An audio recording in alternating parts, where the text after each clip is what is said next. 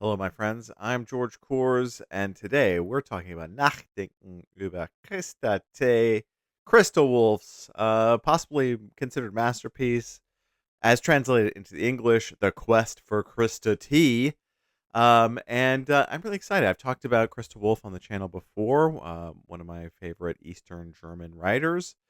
And I'm very excited to get into what is considered by many to be her most important work, Nachdenken über Christa T.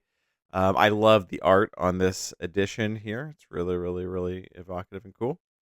And I'm excited to talk about this with you. In the meantime, before we get started, I just have to say, I want to say thank you, everybody who's out there buying Sing Lazarus, my new novel that was released in June. The best way to support me, if you like these videos, is to buy my work. Sing Lazarus is my second novel. Real short novel, only 100 and so pages. Published this June by Anxiety Press. And pick this up. Pick up Always the Wanderer, my debut novel, which was published in 2015 by Golden Antelope Press. That's the best way to support me. Talk about my work, read my work, and thank you to those of you who are engaging and posting about this work. It really means a lot to me. Okay, all that done up top. Let's talk about Christa Wolf and Nachdenken über Christa T.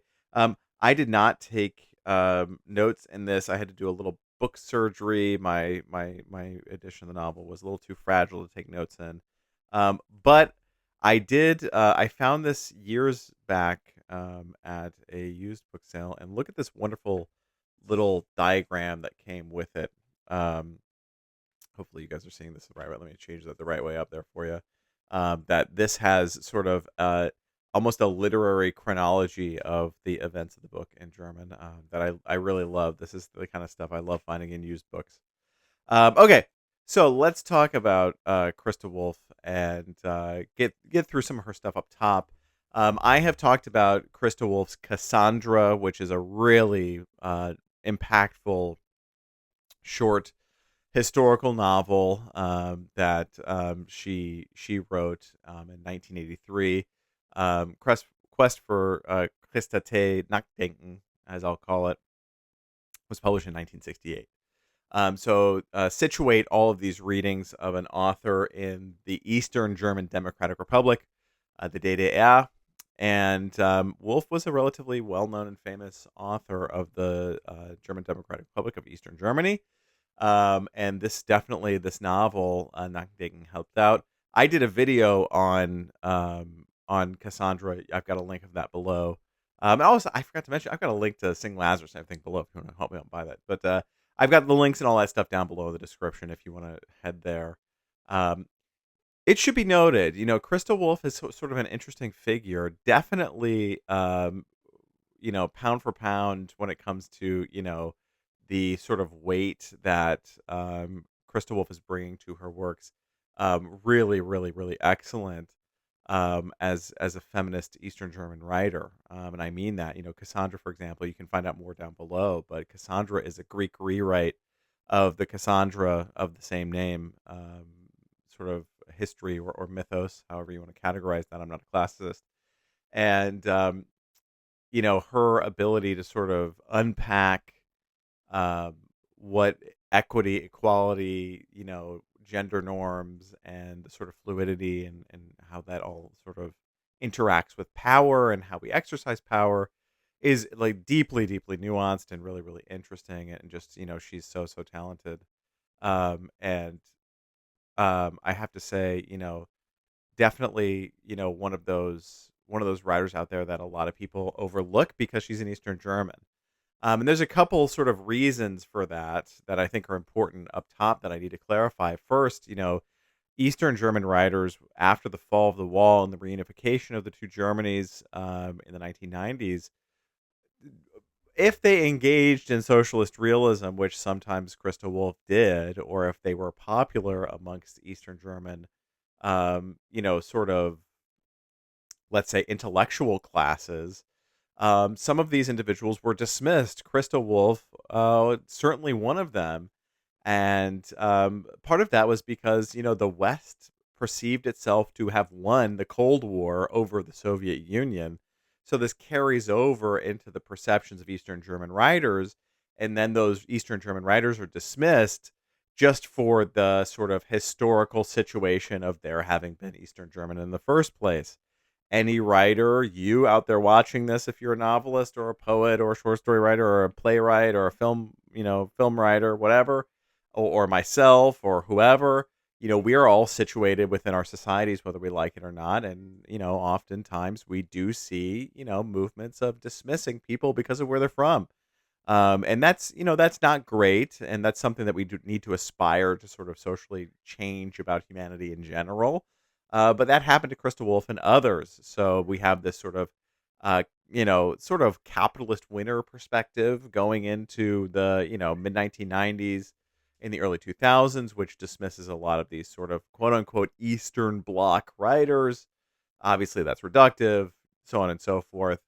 You probably should be picking up Christa Wolf regardless. Really, really excellent feminist author. The other reason, which is a little bit more nuanced and might be a little bit more difficult for U.S. Americans who might be watching my channel to sort of grapple with, why Christa Wolf is sometimes dismissed by Germans, is because of her once uh one so not one time one um her short affiliation with the Stasi, of the Staatssicherheit, as an informant.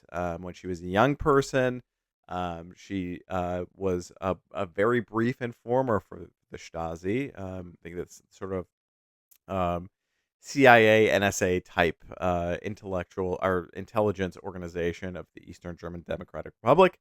And that was sort of a short-lived experience she had that obviously, is complicated for a lot of Eastern Germans to unpack, because they remember and experienced how prevalent Stasi observation of people was, and that sort of observation and spying that went on in the German Democratic Republic, which in subsequent years, after a movie called The Lives of the Others, or Das Leben der Anderen, came out, has become more famous in the United States and in other countries as well. So there's some complications with her on that, but I don't think, to my taste, that that's a reason to dismiss Christa Wolf.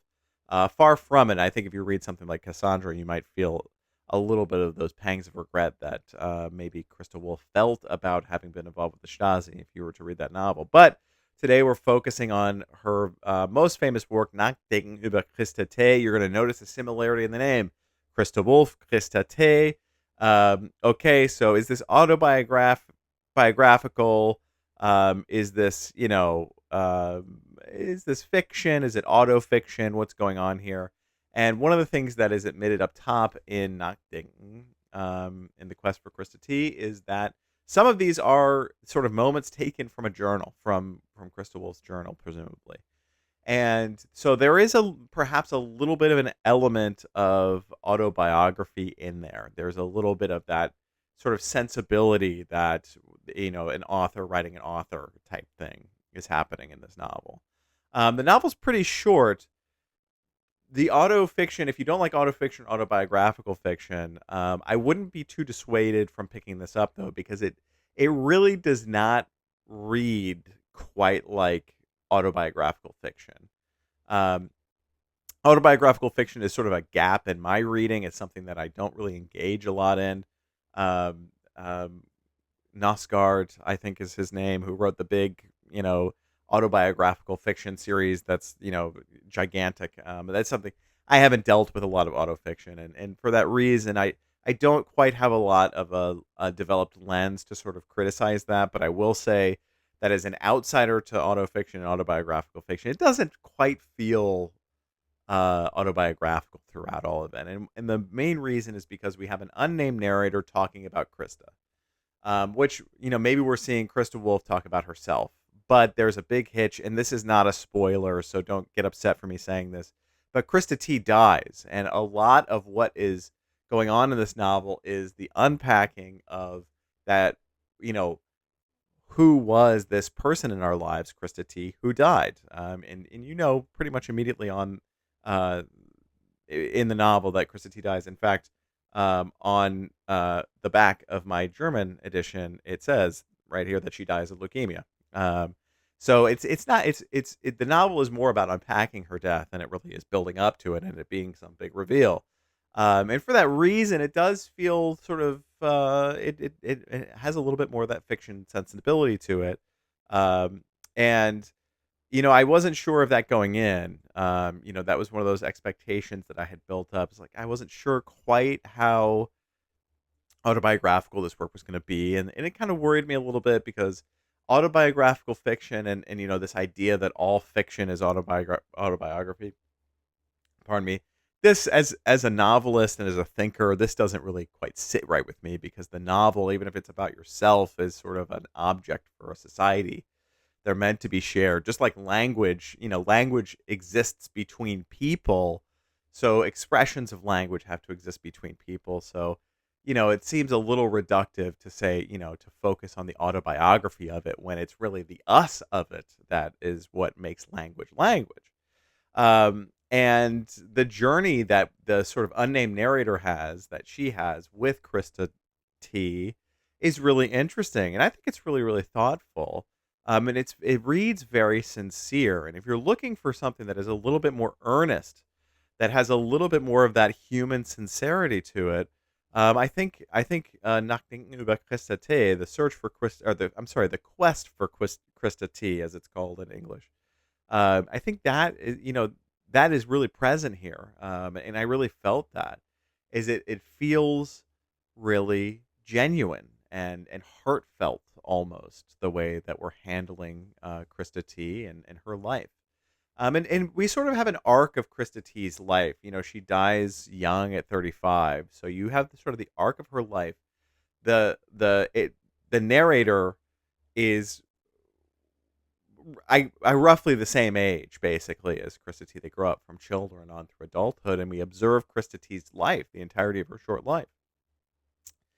And one of the things I wasn't expecting that I thought was really evocative was in the beginning of the novel when we were narrating Krista T's young life. This comes out in 1968. If Krista T is 35 in 1968 when she dies, or in 1960 whatever when she dies, then presumably Krista T was born in the 1930s. So that means that she, grew up through the Nazi Zeit in Germany and had to deal with that.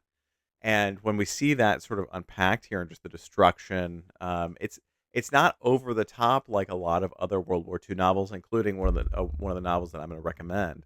It's not quite over the top like that, in terms of leaning into the destruction, but it really is. It really is. Sort of horrifying to watch. This childhood happen and see individuals grapple with that, and what does it mean to have your childhood upended by war, and upended by fascism, and upended by hatred and these things that are surrounding you.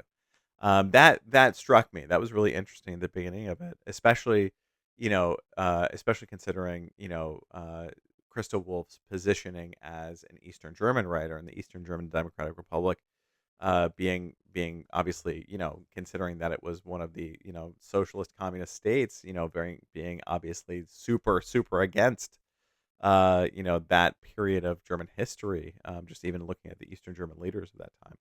So that's something that's interesting to me. We see throughout, and then we have a phase of her sort of falling in love slash being a university student, and then we have a section of dealing with her death. And I said up top, dealing with her death is not a spoiler, really, for this novel. Far from it. It's really some of the main action is conceptualizing and dealing with that death. And Krista T, seeing Krista T sort of come to understand that she is sick, that she is going to die. That's also important. And I will say this: I'll get a little personal here on the channel. I try not to do this, but as a person who has watched somebody die of cancer and over a long period of time, I will say very few novels get that feeling correct. And I will say I probably haven't seen a television show or a movie that gets it correct. And I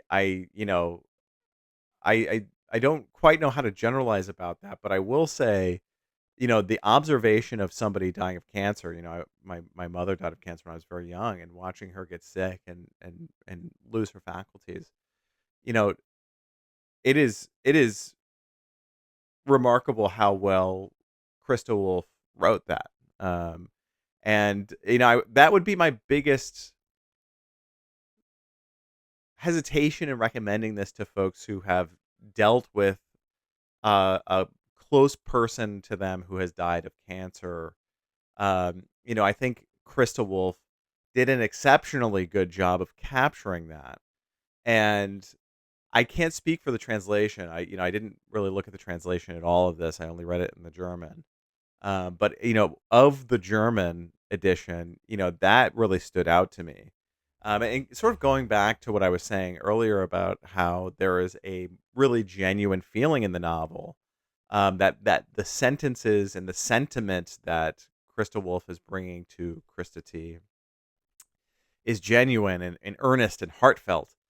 That is really felt in those sections where Krista T is dying and then has died. And just sort of the way that the characters are baffled, the way that the narrator is baffled, the way that Krista T handles it, the way that Krista T's husband handles it, the way that her child handles it. A lot of this is really heavy stuff, and I think that there is an inclination, at least with television and film writers, to be a little melodramatic and saccharine in situations like this. I mean, I think, personally for me, as a person with whose mother is dead, one of the most, cliched tropes that I see in all of U.S. American film and television is the dead mom. And I don't think most writers handle it very well. And maybe that's a personal preference just because of my own lived experiences. But I'll say, as a person who's experienced that, I do crave objects of art that treat that seriously and also capture it without it being over the top and ridiculous and just completely not what it is. And Krista Wolf did a really exceptional job. I have to say, the way that she handles Krista T's demise is beautiful and heartfelt and genuine, and just really really touching. I don't know that this is one of those novels that is going to leave you sort of sobbing in the airplane or whatever sort of TikTok book talk stuff you might see about other you know novels about death or whatever. But I think it's going to leave you thinking. I think it's going to leave you thinking about, like, who are we? What is our legacy? How do we situate ourselves amongst that in those moments when we know that we're a finite being, and that that's really philosophical, it's really beautiful, really reflective. Um, and what's even layered on top of that, that's even more interesting, is Krista Wolf is a really excellent feminist writer, and one of the things that is a main topic throughout the novel is friendship and the friendship between these two women, and how they approach their lovers and the things that they share with each other and the experiences they had in childhood. And that thread of friendship, to me, I think, is really invaluable in the narrative of Nachdenken über Christa T. Because I don't think that you could have the thoughtfulness that happens throughout this novel without the sort of thoughtful nature of the friendship of a person reflecting intentionally on what friendship means to them, and what friendship can do for a person. And I think that there are some novels that attempt to get at that. I what comes to mind sort of most immediately to that of the U.S. Americans is A Little Life, which I think is sort of a failure in its depictions of masculine and queer friendship. Um, but this is a topic that I think is worthy of exploration and serious consideration. And Krista Wolf does a really thoughtful job. And I hate to say it, but the framing of talking about your dead friend, that's a really raw and emotional place to be in when you're talking about friendship. And in the spirit of being personal, talking about that, if you've lost a friend, if you've lost a friend in whatever way, whether sudden or not, it definitely, having gone through that experience myself, not to be too, dour here, but having lost a close friend to an overdose, that definitely makes me sort of made me stop and reconsider, what was that friendship? What was important to me in those moments that we were sharing? And what was it like? What will it be like? What is this person's memory going to be to me tomorrow or 10 years from now? And that's something that, that I still grapple with, from that experience, and will be grappling with for the rest of my life. And I think that Christa Wolf did a really thoughtful job of weaving in that thread of what constitutes friendship to us in a more serious way. This is not just a, hey, I find some folks to blow off some steam with. I love to drink a beer with the person or whatever. There's something much more human and almost ancestral in the way that we form friendships and the way that our psychologies are changed by friendships. And that's something to think about here. And I think one of the things that, you know, initially on my read of Nachdenken über Christa that I think now might be, something I might really encourage more people to read it. Might be one of the reasons I encourage people to read it is because I think I get this sort of feeling that, and there's a lot of speculation about this, but I get this sort of feeling there's a lot of loneliness out there.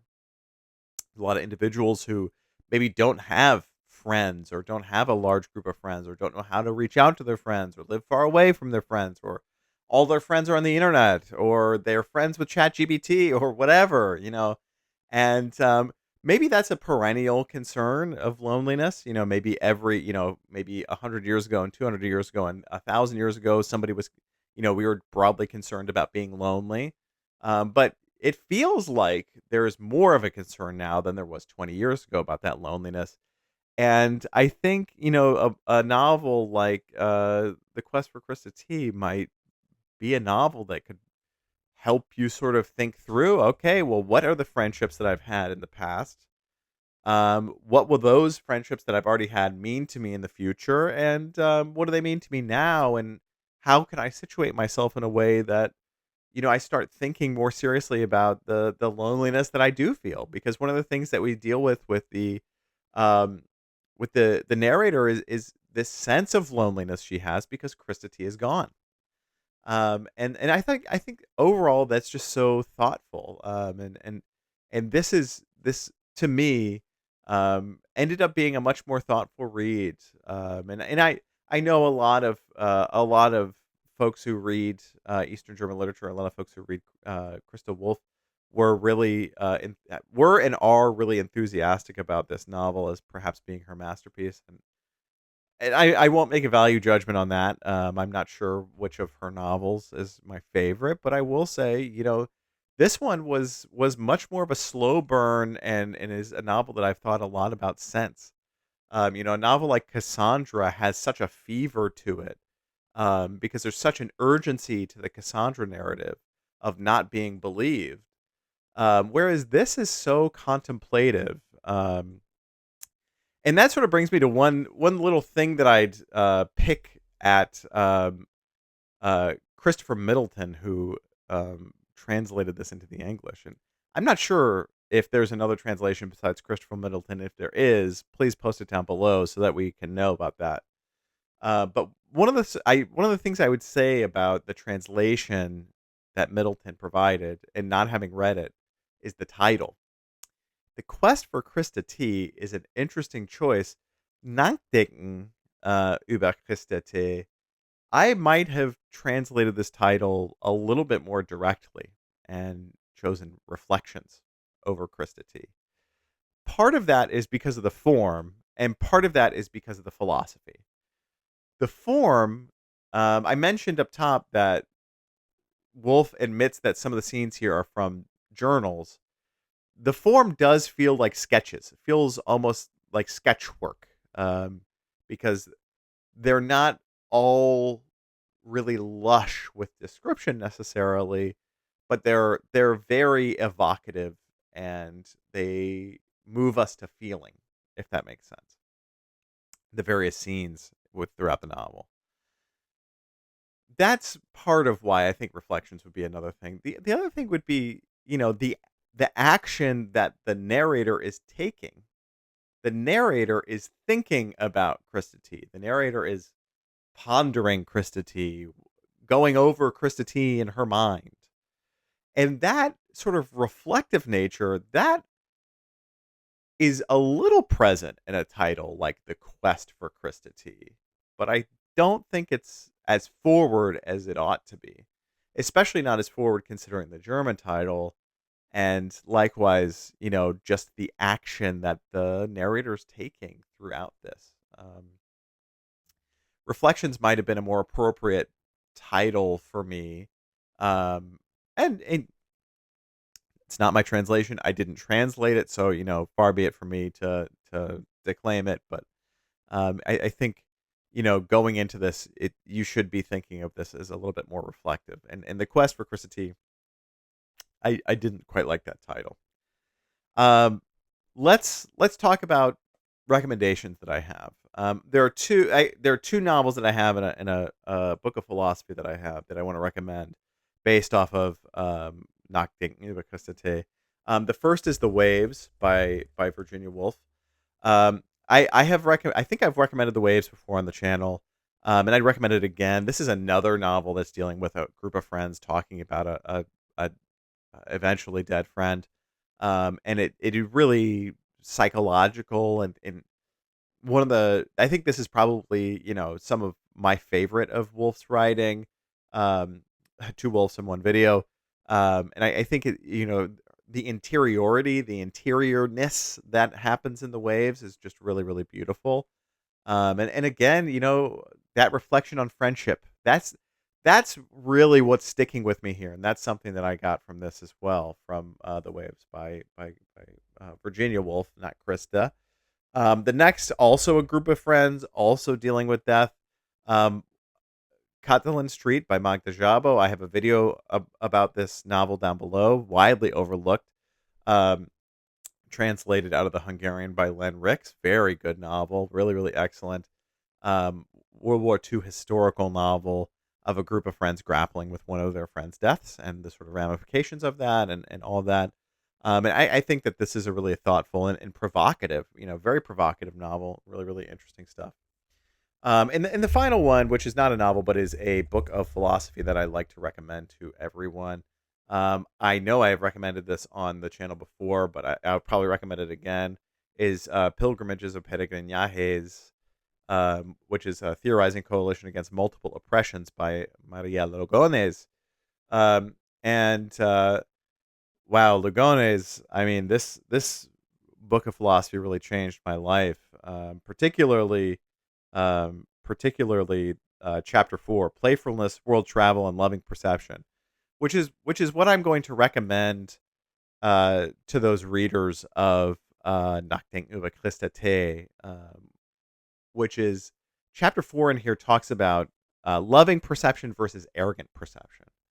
And that concept, what Lugones gets into here with loving perception versus arrogant perception, that is something that to me is so r- fundamental when it comes to assessing friendship and assessing interaction, assessing intimacy. Friendship is intimacy.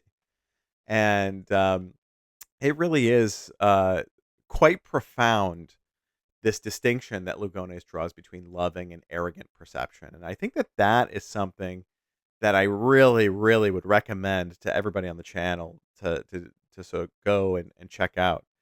You probably can find this online pretty easily, would be my guess here. Pilgrimages, Peregrinajes is really, really excellent work. And, when it comes to, if you're looking to sort of beef up your intersectional feminism, Lugones was Argentine. So definitely going to get you some of that intersectional feminism from across the globe that I think is really, really well worth your time. Um, I want to thank you all for watching this video. I know I got a little personal in here, and maybe you're thinking about those situations in your own life that are a little complicated. That's what I'm here for with novels, is that reflection that they provide for us.